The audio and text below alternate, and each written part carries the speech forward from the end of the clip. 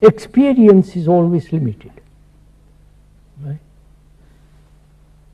I may blow up that experience into kind of fantastic affair, and then set up a shop to sell my experience. But that experience is limited. And so knowledge is always limited. And this knowledge is operating in the brain. This knowledge is the brain. Right? And thought is also part of the brain, and that thought is limited. So the brain is operating in a very, very small area. Yes, but what prevents it from operating in a broader area? What is preventing it from operating in an unlimited area? Thought. No, but thought, the brain, it seems to me, is running on its own, from its own program, right? Yes, like a computer that's running on its own program. Yes. Now, essentially, what you're asking is that the brain that should really be responding to the mind. That it can only respond if it is free from the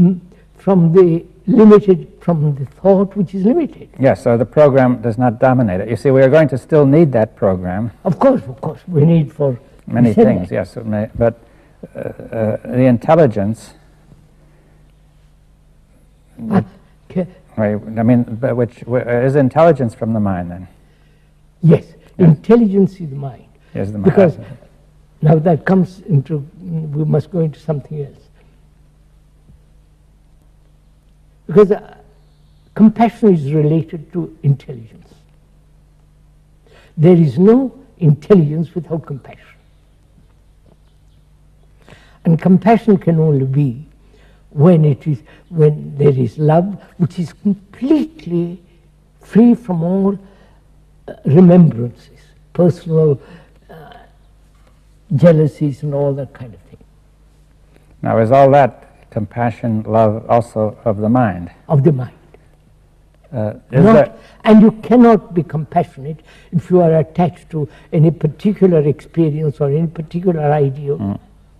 Yes, well, that's again the program that is just holding you. Yes. But say, for instance, there are those people who go out various poverty-ridden countries and work, and they call that compassion. But they are attached or tied to a particular form of religious belief. And therefore that's merely pity, sympathy, but it's not compassion. Yes, well, I understand that we have here two things which can be somewhat independent. There's the brain and the mind, though they make contact. Now then, intelligence and compassion, we say, come from beyond the brain. Now then, I would like to go into the question of how they are making contact, you see. That is... contact can only exist between the mind and the brain when the brain is quiet. Yes, that's the condition for making it. That's the requirement for making it. Now then, the brain has got to be quiet. Now, quiet is not a trained quietness. Not a self-conscious, meditative desire for silence. It's a natural outcome of understanding one's own conditioning. Yes, and one can see that if the brain is quiet, then it can, you could almost say it can listen to something deeper, right? Deeper, that's right. Then if it is quiet, it's related to the brain. Yes. Then to the mind. Then the mind can function through the brain. Now, I think that it would help if we could see, with regard to the brain, whether it has any activity which is beyond thought. You see, for example, one could ask, is awareness part of a function of the brain? As long as awareness in which there is no choice, I'm aware, and in that awareness I choose. Yes, well, I think that may cause difficulty. You see, what is wrong with choice? Choice means confusion. It's not obvious just from the word. You see that. Of course, to choose between two things. Yeah, now I could choose whether I buy one thing or another. I can choose between this table and that table. Or choose the colors when I buy the table. Yes, this better table. That apparently need not be confused. Huh? If I choose which color I want, I don't see why that has to be confused. There's nothing wrong. Yeah, now.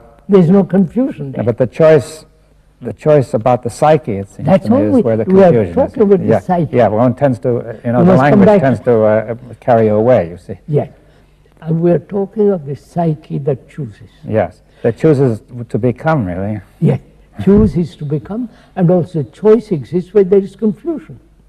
Yes, well, you're saying out of confusion, the psyche makes a choice to become one thing or another, right? That being confused, it tries to become something better. Right? And choice implies a duality. Yes, but now it seems at first sight we have another duality you've introduced, which is the mind and the brain. No, that's not a duality. Yeah, well, that's important to get clear. That's not a duality. Yes, what is the difference? All right, let's take a very simple example. Human beings are violent.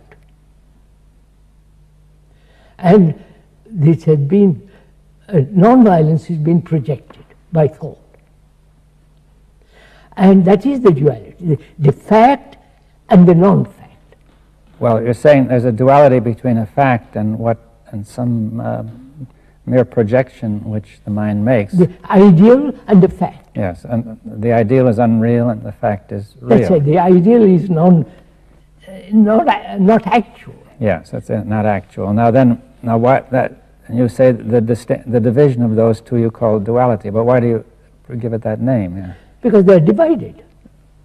Well, at least they appear to be divided. Divided, and we are struggling, as all, say for instance, the totalitarian communist ideals and the democratic ideals, they are the outcome of thought and so on, which is limited, and this is creating havoc in the world.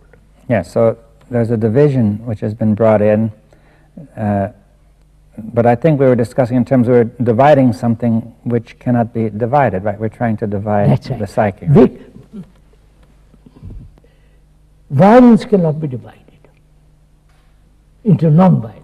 Yeah, and the psyche cannot be divided into violent and non-violent. That is, it is what it is. It is what it is. So if it's violent, it cannot be divided into a violent and a non-violent part. Right? So that's very good.